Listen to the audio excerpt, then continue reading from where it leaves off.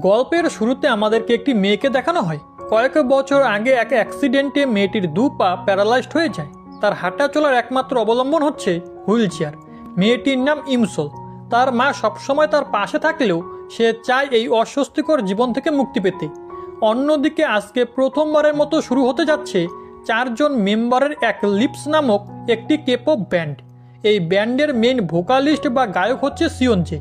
তারা এক রেডিও চ্যানেলের মাধ্যমে নিজেদের অ্যানাউন্সমেন্ট করবে। সেই রেডিও চ্যানেলে একটি গেমের আয়োজন করা হয়। গেমের নিয়ম হচ্ছে র্যান্ডম কয়েকজনকে ফোন করে কিছু উপহার দেওয়া এবং এক লিপস ব্যান্ড সম্পর্কে জানানো। তো ভাগ্যক্রমে তাদের দ্বিতীয় ফোন কলটি চলে আসে ইমসোলের কাছে। তারা ইমসোলকে বলে, আপনি হচ্ছেন আমাদের দ্বিতীয় ভাগ্যবান বিজয়ী। আজকের আবহাওয়াটা খুবই রোদ্দুজ্জ্বল, আপনার উচিত বাইরে থেকে হেঁটে আসা। তাই উপহার হিসেবে আপনাকে এক জোড়া জুতো অথবা একটি সাইকেল গিফট করা হবে। এটা শুনে ইমসোল প্রচণ্ড রেগে যায়। সে বলে, হাঁটা চলার ক্ষমতা হারানোর পর থেকে আমার বেঁচে থাকার ইচ্ছাটাই মরে গিয়েছে।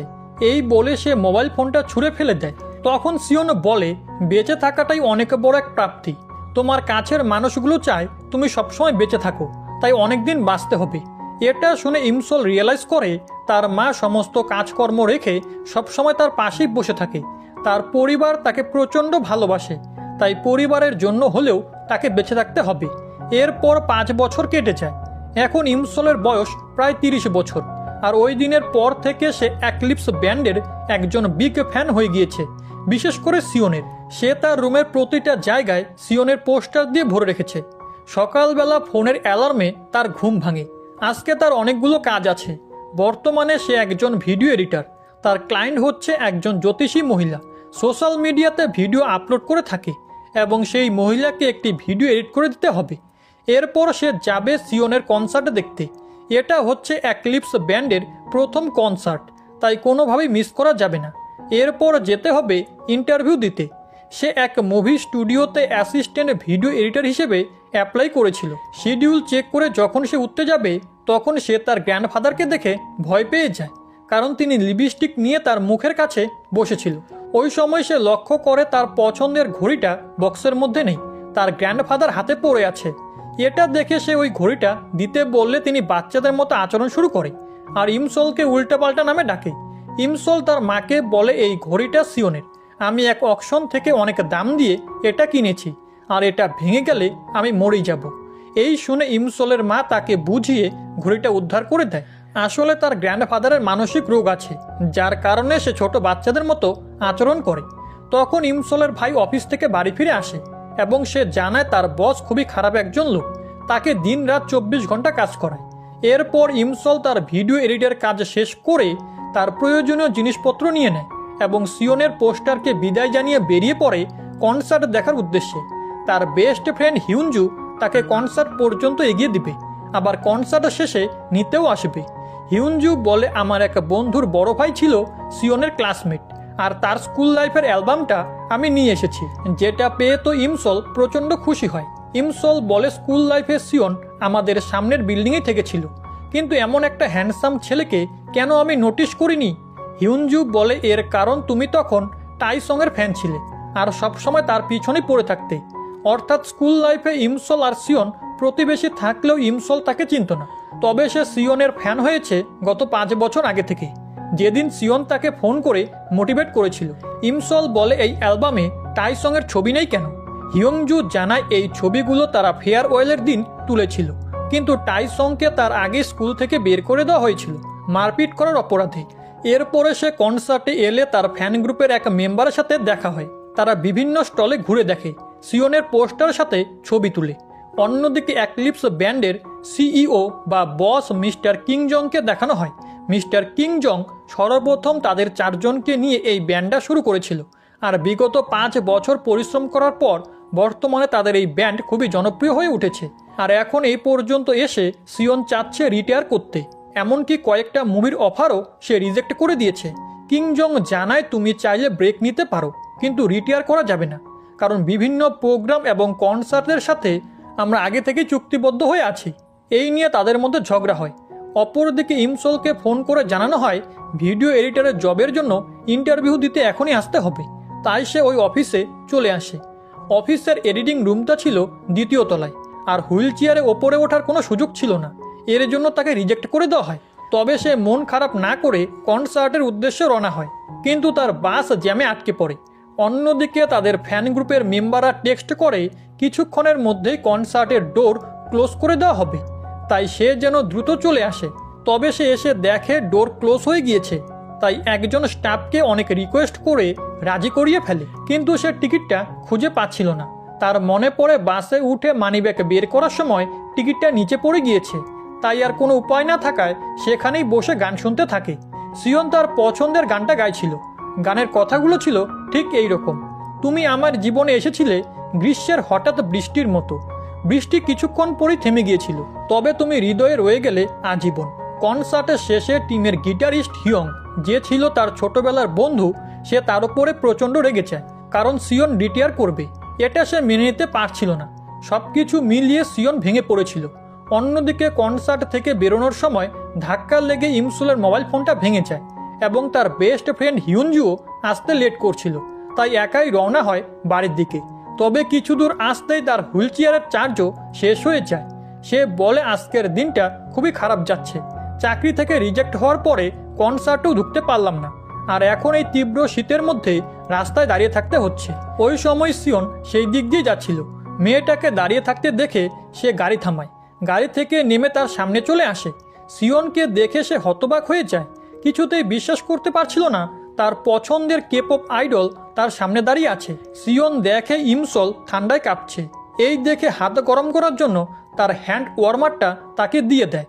এতে সে প্রচণ্ড খুশিতে কান্না করতে লাগে। যেটা দেখে সিয়ন বলে, আমি এমন কিচ্ছু বলিনি যে তোমাকে কান্না করতে হবে, আর মনে হয় তুমি আমার এক অনেক বড় ফ্যান, কারণ তোমার মাথায় লেখা আছে টেক সিয়নজে অ্যান্ড রান, অর্থাৎ সিয়নজেকে উঠাও আর পালিয়ে যাও। বিষয়টা খুবই ফানি হলো।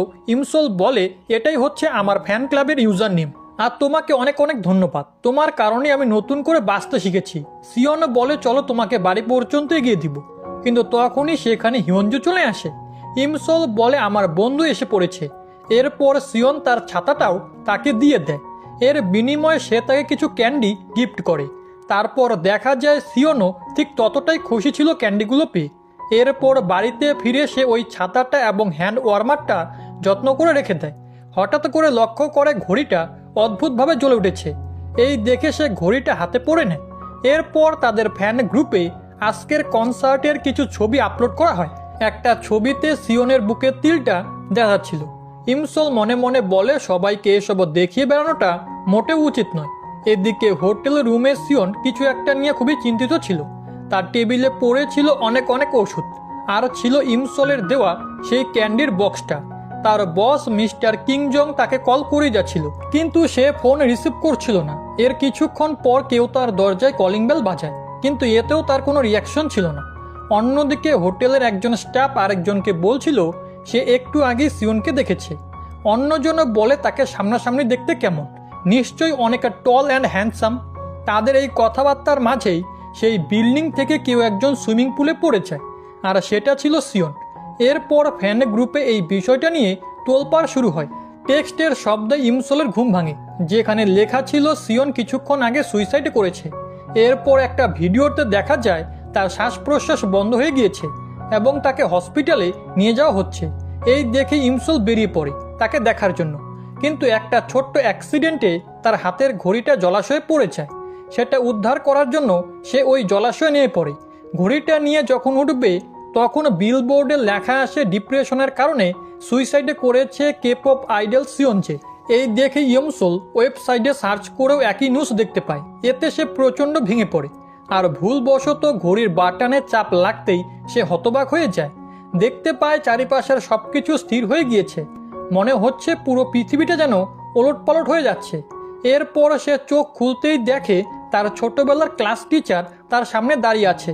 সে তাকে মেরে ঘুম থেকে ওঠায় আর বলে, এটা তোমার বেডরুম নয়, এটা ক্লাসরুম, এখানে মন চাইলেই ঘুমানো যায় না, তাই শাস্তি হিসেবে পুরো ক্লাসে দাঁড়িয়ে থাকবে। ইমসল দেখে সে নিজের পায়ে দাঁড়াতে পারছে। সে রয়েছে তার 15 বছরের অতীতের সেই স্কুলে, যেখানে জীবনের সুন্দরতম মুহূর্তগুলো সে কাটিয়েছিল। তাদের স্কুলের সামনেই ছিল বয়েজ স্কুল, যেখানে লেখাপড়া করত সিয়ন। সে আর কিচ্ছু না ভেবে দৌড়ে বেরিয়ে যায় সিয়নকে দেখার জন্য। তখন সিওন সুইমিং প্র্যাকটিস করছিল অলিম্পিক গেমসে অংশগ্রহণ করার জন্য। ইমসল সেই সুইমিং ট্রেনিং সেন্টারে চলে আসে, যেখানে সিওনকে দেখতে পায়। তাকে দেখতে পেয়ে দৌড়ে গিয়ে জড়িয়ে ধরে আর বলে, হয়তো বা তুমি অসহ্য মানসিক যন্ত্রণায় ছিলে, কারোর সাথে শেয়ার করতে পারোনি, আর এর জন্য এভাবে চলে গেলে, কিন্তু আমি তোমাকে প্রচণ্ড ভালোবাসি। তখন গার্ডরা এসে তাকে ধরে বের করে দেয়। তাই উপায় না থাকায় সে চলে আসে, পকেটে চেক করে দেখে সেই ঘড়িটা তার পকেটেই আছে। তখন তার সেই জ্যোতিষী ক্লায়েন্টের একটা কথা মনে পড়ে। সে বলেছিল মানুষ মৃত্যুর পরে একটা ব্রিজ পাড়ি দিয়ে অন্য জগতে চলে যায়, আর এখন সেও হয়তো মারা গিয়েছে, মরে গিয়ে এই জগতে চলে এসেছে।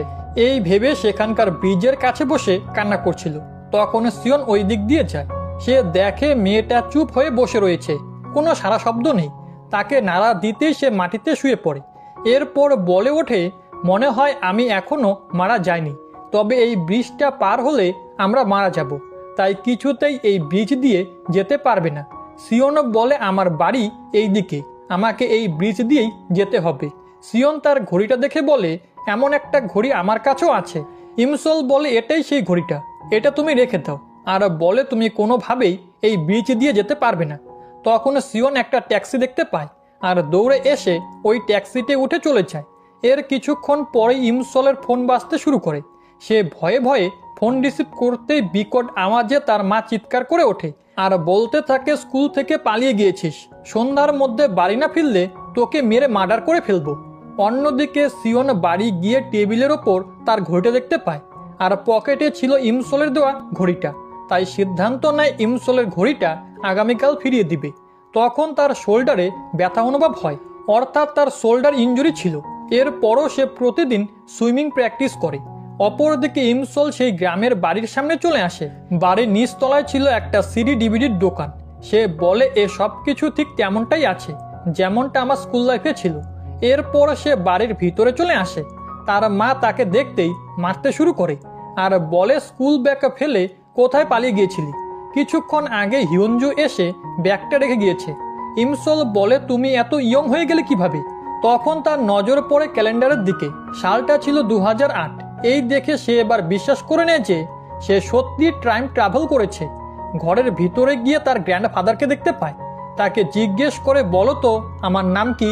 গ্র্যান্ডফাদার বলে, তুমি আমার আদরের ইমসল, অর্থাৎ তার গ্র্যান্ডফাদার এখন সম্পূর্ণ সুস্থ আছে। এই দেখে সে তাকে জড়িয়ে ধরে কান্না করতে লাগে। এরপর ইমসল তার রুমে চলে আসে। সেখানে তার স্কুল লাইফের সমস্ত জিনিসপত্র দেখে প্রচণ্ড ইমোশনাল হয়ে যায়।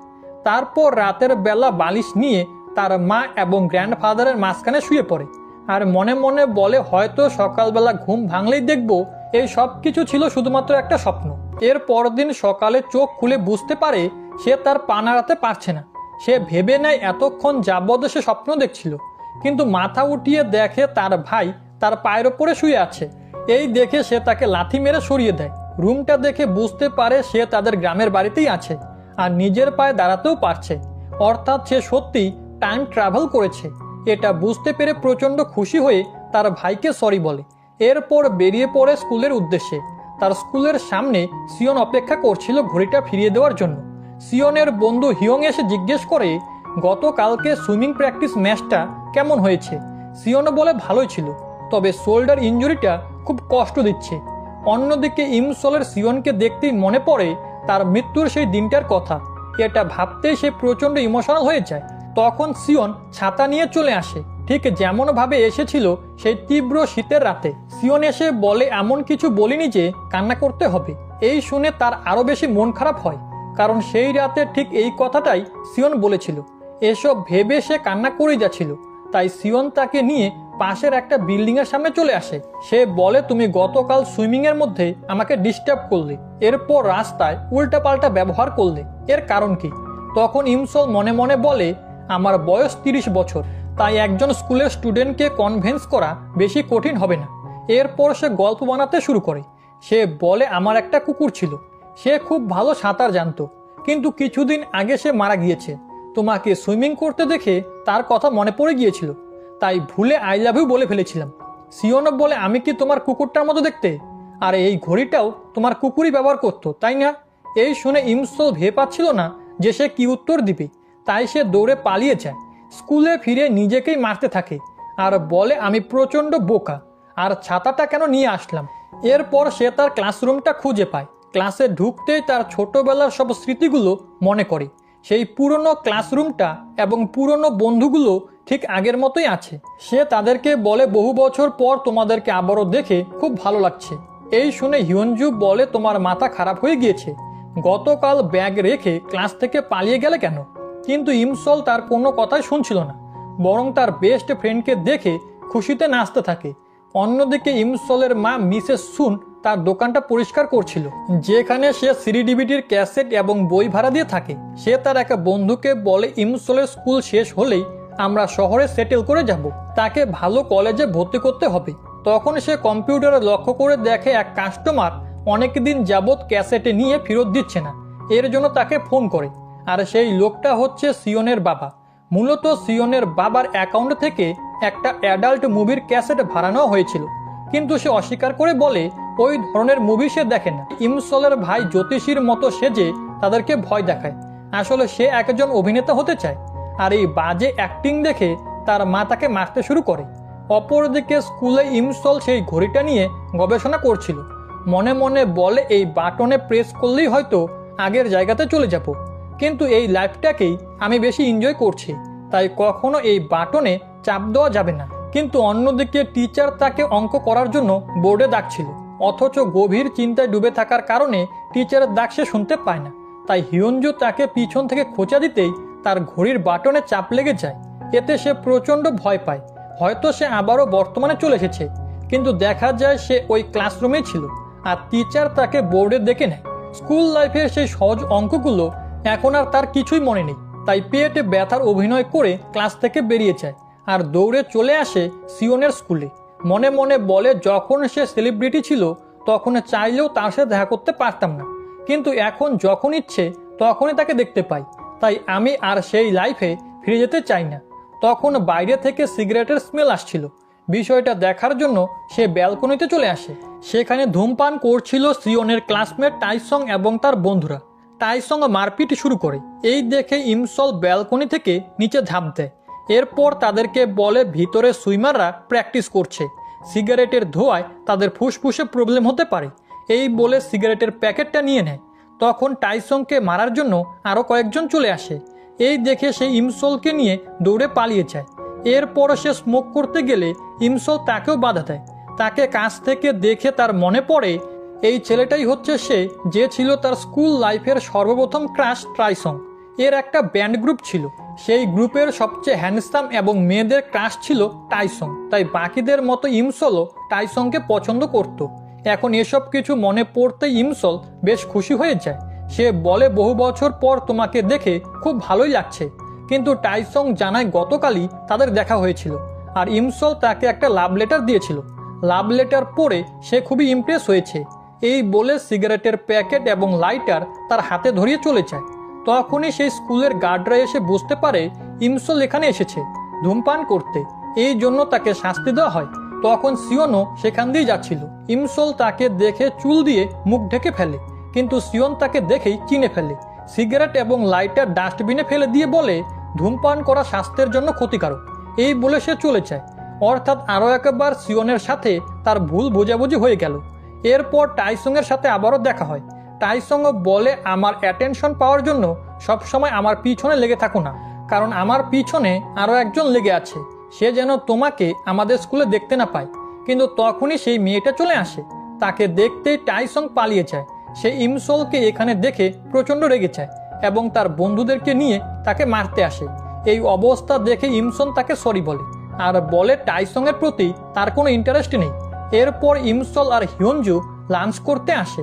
ইমসল বলে একজনের সাথে আমার বন্ধুত্ব করতে হবে, কিন্তু প্রথম দেখাটা ভালো ছিল না, আর দ্বিতীয় ইমপ্রেশনটা ছিল আরও বাজে। হিয়নজু বলে গতকালই তুমি টাইসংকে প্রপোজ করতে গিয়েছিলে, সেখানে ওই মেয়েটার মার খেয়ে পালিয়ে এসেছো, আর আজকেই আবার অন্য একজনকে পছন্দ করে ফেললে। ইমসল বলে এই বিষয়ে তোমাকে পরে বুঝিয়ে বলবো। হিয়নজু জানায় তাহলে এখন তোমার একমাত্র উপায় হচ্ছে তাকে ফেসবুক ফ্রেন্ড রিকোয়েস্টে পাঠানো। এরপর বাড়ি ফিরে সে কয়েকটা চিঠি দেখতে পায়, যেগুলো সে লিখেছিল টাইসংকে দেওয়ার জন্য। সে খুব আফসোস করতে থাকে আর বলে আরও একটা দিন আগে টাইম ট্রাভেল করলে ভালো হতো, তাহলে টাইসংয়ের এই বিষয়টা এত দূর এগোতো না। এরপর সে সিওনের কাছে ফ্রেন্ড রিকোয়েস্ট পাঠায় এবং তার ছবিগুলো দেখতে থাকে, কিন্তু এর কিছুক্ষণ পরেই সিওন তার ফ্রেন্ড রিকোয়েস্ট ডিলিট করে দেয়। এই দেখে ইমসল একদম হতাশ হয়ে পড়ে। এর পরদিন স্কুলে যাওয়ার সময় তারা একই বাসে ওঠে। ইমসল জিজ্ঞেস করে, যেহেতু আমরা প্রতিবেশী তাই তুমি এর আগেও আমাকে নোটিশ করেছিলে, কিন্তু সিওন তার কোনো কথাই উত্তর দেয় না। এরপর বাস থেকে নামার সময় ইমসলের ছাতাটা নিচে পড়ে যায়, তাই সিওন নেমে গেলেও সে নামতে পারে না। ড্রাইভারকে থামতে বললেও তার কথা ড্রাইভার শুনতে পায় না। এই অবস্থা দেখে সিওন বাসটাকে থামানোর জন্য দৌড় শুরু করে, আর এই দেখে সবাই ভাবে সে হয়তো ইমসলকে পছন্দ করে। সিওন দৌড়ে এসে বাসটাকে থামিয়ে দেয়। ইমসল তাকে ধন্যবাদ জানায়, তবে সিওন বলে, বাসটা থামিয়েছি আমার ছাতাটা ফেরত নেওয়ার জন্য, আর দয়া করে ধূমপান করা ছেড়ে দাও। ইমসল বলে, আমি ধূমপান করিনি, আর যারা ধূমপান করে তাদের আঙুলের সিগারেটের স্মেল থাকে। এই বলে সে তার আঙুল সিওনের নাকের কাছে ধরে, কিন্তু অ্যাক্সিডেন্টলি তার আঙুল সিওনের নাকে ঢুকে যায়। অর্থাৎ আরও একবার বাজে ইমপ্রেশনের কারণে তাদের দূরত্ব বেড়ে গেল। আর এসব কিছু হিয়ং দেখতে পায়। সে সিওনকে জানায়, এই মেয়েটা মাঝে মধ্যেই আমাদের ব্যান্ডের প্র্যাকটিস দেখতে আসে, আর মেয়েটা মনে হয় টাইসংকে পছন্দ করে। অন্যদিকে ইমসল সুইমিং কম্পিটিশনের একটা পোস্টার দেখতে পায়, যেই কম্পিটিশনটা কয়েকদিন পরে অনুষ্ঠিত হবে। তখন তার ভবিষ্যতের কিছু কথা মনে পড়ে, যেখানে সিওন এই কম্পিটিশনের কথাই বলছিল, আর তার শোল্ডার ইনজুরি নিয়ে এই কম্পিটিশনে অংশগ্রহণ করে এবং সেই ইনজুরিতে আরও বেশি আঘাতপ্রাপ্ত হয়। তার সুইমিং কেরিয়ার শেষ হয়ে যায়। এটা মনে পড়তেই ইমসল ডিসাইড করে যেভাবেই হোক সিওনকে এই কম্পিটিশন থেকে সরাতেই হবে। তাই সে সরাসরি সিওনকে বলে, এই কম্পিটিশনে অংশগ্রহণ করলে তোমার বড় ধরনের ইনজুরি হবে আর কখনোই সুইমিং করতে পারবে না। কিন্তু দেখা যায় তার এসব কথা সিওন শুনতে পায় না, কারণ যখনই সে এটা বলতে যায় তখনই সব কিছু স্থির হয়ে যায়। অর্থাৎ সে চাইলেও ভবিষ্যতের কোনো কথা কাউকে বলতে পারবে না। এর জন্য সে এই কথাটা ফোনে লিখে তাকে দেখায়, কিন্তু তার লেখাগুলো সব অদৃশ্য হয়ে যায়। সিওন দেখে তার ফোনে কিছুই লেখা নেই। সে ভাবে ইমসল তার সাথে মজা করছে, এই ভেবে সে চলে যায়। এরপর সে ক্লাসে ফিরে ভাবতে থাকে, তার এই টাইম ট্রাভেলের একটা জটিল বিষয় হচ্ছে সে কাউকে ভবিষ্যতের কোনো কথা জানাতে পারবে না। এটা পরীক্ষা করার জন্য সে চিৎকার করে বলে ওঠে, বারাক ওবামা হবে আমেরিকার পরবর্তী প্রেসিডেন্ট। কিন্তু দেখা যায় তার এই কথাটাও কেউ শুনতে পায় না। এবারও সময় স্থির হয়ে গিয়েছিল। অপরদিকে কিম নামের এই ছেলেটা হচ্ছে সিওনের ক্লাসমেট এবং সুইমিং কম্পিটিশনের প্রতিদ্বন্দ্বী। সে বলে, তোমার তো কিছুদিন আগেই শোল্ডার ইনজুরি হয়েছিল, তোমার উচিত এই কম্পিটিশনে অংশগ্রহণ না করা। আবারও ইনজোর্ড হয়ে গেলে আর কখনোই সুইমিং করতে পারবে না। এর উত্তরে সিওন বলে, এত দ্রুত সুস্থ হতে দেখে তুমি হয়তো ভয় পেয়ে গিয়েছো, কারণ এবারও তুমি জিততে পারবে না। অন্যদিকে ইমসলের মা সিওনের বাবাকে ডেকে জিজ্ঞেস করে, আপনি একটা অ্যাডাল্ট মুভি ভাড়া নিয়েছিলেন কিন্তু এখনও ফিরিয়ে দিচ্ছেন না। সিওনের বাবা বলে, ওই ধরনের মুভি দেখার আমার কোনো ইচ্ছে নেই, আমি সেটা কেন ভাড়া নিতে যাব। এই নিয়ে তাদের দুজনের মধ্যে ঝগড়া শুরু হয়। এরপর সিওন যখন প্র্যাকটিস করে বাড়ি ফিরছিল তখন ইমসল তার ভাইয়ের কস্টিউম পরে সিওনের সামনে চলে আসে আর তাকে জানায় সে একজন জ্যোতিষী। সে জানে সিওন যদি সুস্থ থাকতে চায় তাহলে আগামী 1 মাস নদী, লেক বা সুইমিং পুলে নামতে পারবে না। তার ভবিষ্যতে খুশি হয়ে সিওন তাকে কিছু টাকা দেয়। এরপর ইমসল যখন বাড়ির দিকে যাচ্ছিল তখন সে টাইসংকে দেখতে পায়। সে আবারও মারপিট করে আহত হয়ে এসেছে। এই দেখে ইমসল তার ক্ষতস্থানে ব্যান্ডেজ করে দেয় আর বলে, যদি তুমি মারপিট বন্ধ না করো তাহলে স্কুল থেকে তোমাকে বের করে দিবে। এরপর টাইসং দুষ্টুমি করে তার টাকাটা ছিনিয়ে নেয় আর সেটা গিয়ে পড়ে নোংরা জলের মধ্যে। এতে ইমসল রেগে গিয়ে বাড়ির দিকে চলে আসে। টাইসং তার পিছু করতে থাকে এবং ক্ষমা চায়। তখনই সিওং তাদের সামনে চলে আসে আর ইমসলকে দেখে বুঝতে পারে জ্যোতিষীর কস্টিউম পরে সে তার সাথে মজা করেছিল। এই দেখে সে বাড়িতে চলে যায়। তার বাড়ির পাশেই ছিল ইমসলের বাড়িটা। সে তার মাকে জিজ্ঞেস করে তাদের অপোজিটের 35/1 বাড়িটার সম্পর্কে। তার মা জানায় সেই বাড়িতে আগে অন্য ফ্যামিলি ছিল, কিন্তু গত কয়েক মাস আগে একটা লোক তার ছেলের সাথে এই বাড়িতে উঠেছে আর সেই লোকটা একটা ক্যাসেট নিয়ে ফেরত দিচ্ছে না। অন্যদিকে সিওন বাড়ি ফিরে ঘুমানোর অনেক চেষ্টা করে, কিন্তু ইমসলের কথাগুলো তার বারবার মনে পড়ে যায়। এর জন্য কিছুতেই ঘুমাতে পারছিল না। তাই সে বেরিয়ে পড়ে প্র্যাকটিস করার জন্য। তখন জানালা দিয়ে ইমসল তাকে দেখতে পায়। এরপর যখন সে প্র্যাকটিস শেষ করে শাওয়ার নিচ্ছিল তখন তার প্রতিদ্বন্দ্বী কিম এক বন্ধুকে নিয়ে সেখানে চলে আসে। তারা এসেছিল সিওনের লাকি সুইমিং প্যান্টটা চুরি করার জন্য। কারণ সবাই বিশ্বাস করে সিওন এই প্যান্টটা পরে কম্পিটিশন করলে কখনোই হারে না। তাই সেটা যখন চুরি করে নিতে যায় ঠিক তখনই ইমসল তাকে ধরে ফেলে। অনেকক্ষণ টানাটানির পর প্যান্টটা রেখেই কিম পালিয়ে যায়। অন্যদিকে সিওনও সেখানে চলে আসে, তবে তার আগেই ইমসল একটা ঝুড়ির মধ্যে লুকিয়ে পড়ে। আর সিওন সেই ঝুড়ির কাছে আসতেই সে ঝুড়ি থেকে বেরিয়ে দৌড় লাগায়। সিওনও তাকে তাড়া করতে থাকে, আর এক পর্যায়ে তারা দুজন সুইমিং পুলের মধ্যে পড়ে যায়। সিওনও ভাববে ইমসল হয়তো তার লাকি সুইমিং প্যান্টটা চুরি করতে এসেছে, কিন্তু ইমসল যখন তাকে সত্যিটা বলতে যাবে তখন আবারও সময় স্থির হয়ে যায়। তাই সিওন তাকে ভুল বুঝে চলে আসে। অন্যদিকে সিওনের বাবা দেখতে পায় সিওনের খাটের নিচে একটা মুভির ক্যাসেট পড়ে আছে। সেটা হাতে নিতেই সে প্রচণ্ড ঘাবড়ে যায়, কারণ এটাই হচ্ছে সেই অ্যাডাল্ট মুভির ক্যাসেটটা যেটা তার নাম করে ইমসলদের দোকান থেকে আনা হয়েছিল। অপরদিকে সিওনের এক বন্ধু ফোন করে জানায় কিম জম সুইমিং সেন্টারে গিয়েছিল তার লাকি সুইমিং প্যান্টটা চুরি করার জন্য।